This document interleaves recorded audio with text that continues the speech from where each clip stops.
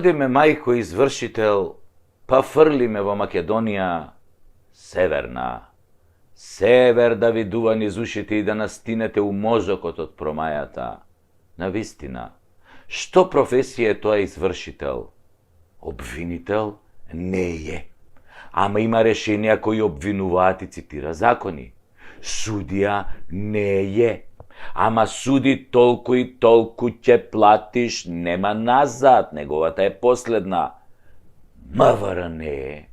Ама има сознанија како си се задолжил нормално без твоите аргументи. Нотар не е, ама документите му се цементирани, важат повеќе од уставот.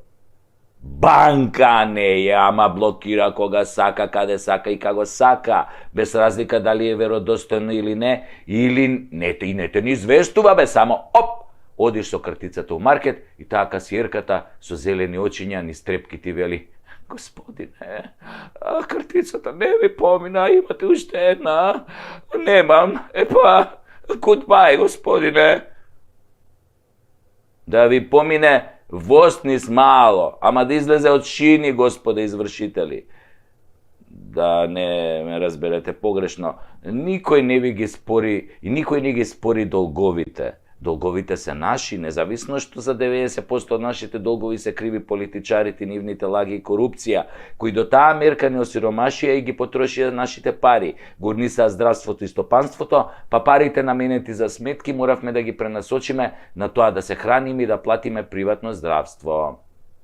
И така голем дел од народот, кој не живе од тендери и кражба на државни пари, се задолжи, не можеше да ги врати долговите заради тоа што секоја тура политичари беше полоша од таа претходната и земјата потона на дното. Море го проби и тоа дно и отиде на тоа дно под тоа дно, а долговите останаа кај извршителите. Тие божествени суштества, тие суштества од рајот симнати на земјата, да не спасат од нашата сиромаштија, тоест да ни ги доземат и тие малце пари што ни останале.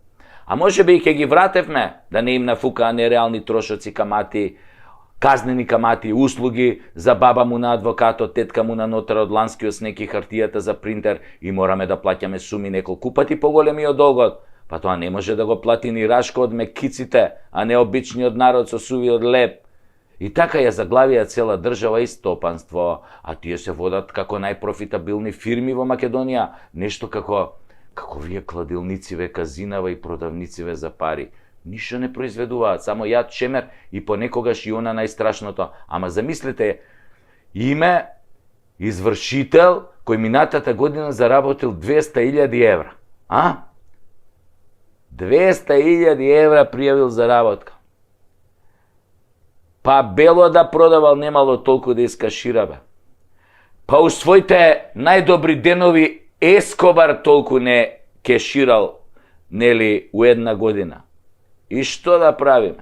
Власта нема да ги регулира. Власта е таква, само бендисана, злобна и нема допир со човечката мака. Таа оди од премисата дека во Македонија 80% од сопствениците на недвижностите се во сопственост на обичните граѓани и дека голем дел од граѓаните има по некој денар под перница за не дај Боже за здравствени проблеми за операција, а ако децава избегаат од власта во странство, нели, да им помогнат некако да се најде некој денар.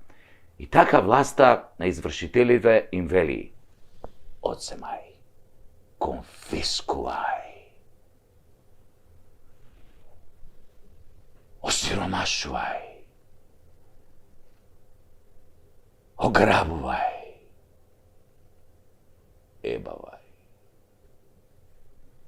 ставај на добош, се во американски стил да се намали собственоста на граѓаните и недвижностите и сите тие да преидат во рацете на банките. За потоа тие истите политичари на наместени лицитации да ги купуваат за без пари. Затоа што банките им се слуги, а за тоа добиваат буквално моќ во Македонија да работат по лихварски правила. Сте чуле бе некоја банка да пропаднала во Македонија?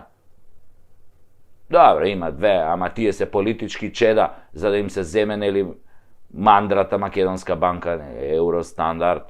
Таму освен оштетените на чаушите не им фали влакно од главата, и ден денес е на позиции. Тоа е таа спрега извршители, власт, банки, која ќе ве остави без тешко стекнатиот стан, имоти, пари за фиктивно напумпани камати кои се исфилувани со катастрофални законски решенија. Се до оној момент кога сите недвижни не бидат во рацете на олигарсите, а вие бидете нивни измеќари и живеете под кирија во становите кои некојаш биле ваши.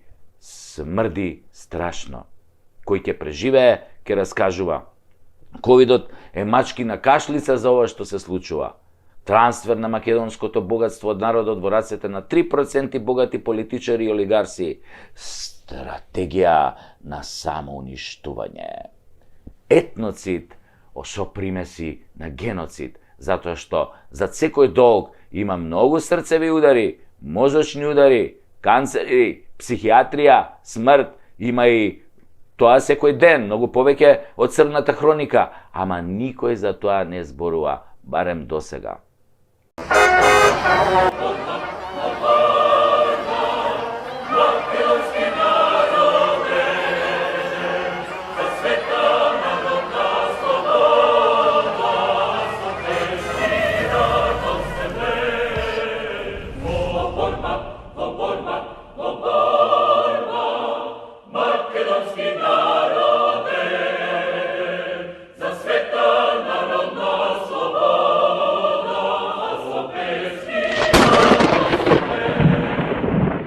Мои пациенти.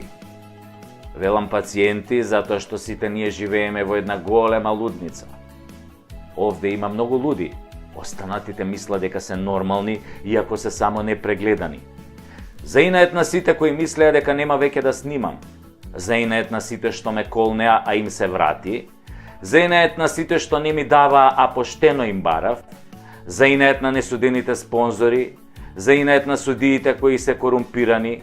Джандарите кои се неспособни, заинает на глумците кои ќутат и уметниците кои се дел од режимот, творат благодарение на режимот, заинает на непријателите кои ми се прават пријатели и пријателите кои делуваат како непријатели, заинает на сите и заинает на секого, еве ме пак со третата сезона на Прекутасевски шоу.